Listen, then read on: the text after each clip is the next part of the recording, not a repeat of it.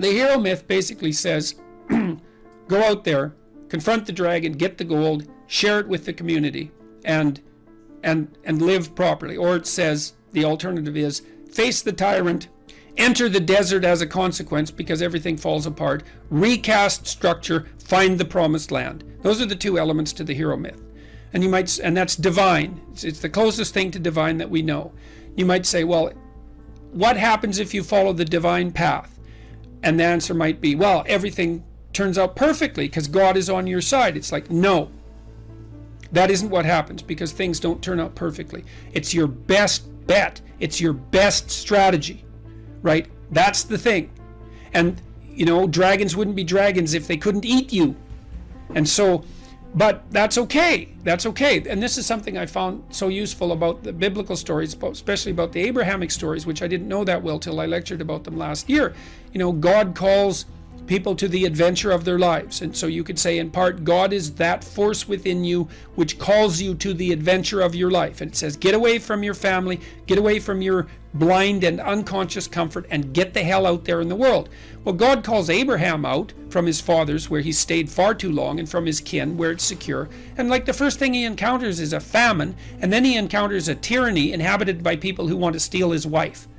It's like you think, well, Abraham should have just stayed in bed and ignored God, obviously.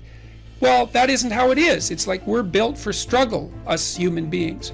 You're not after the bubbles of bliss that Dostoevsky described in Notes from Underground. We're built to contend with the world. We're built to contend with reality. You want a challenge, and the best way that you can take on a challenge, because a challenge fortifies you. So you don't want to be secure, you want to be strong. And you get strong by taking on optimal challenges.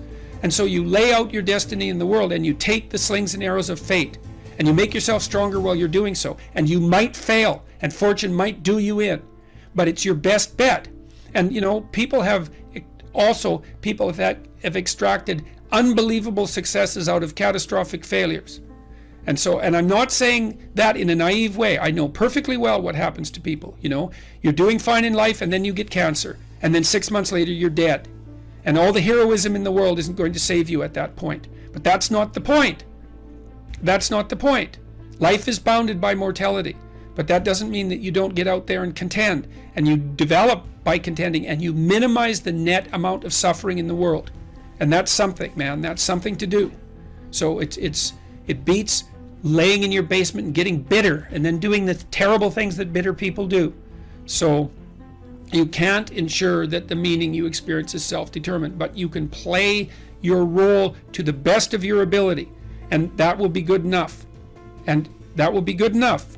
That meaning, the meaning that you'll find in that, I believe, is sufficient to be sustaining, and perhaps even sustaining through the flood.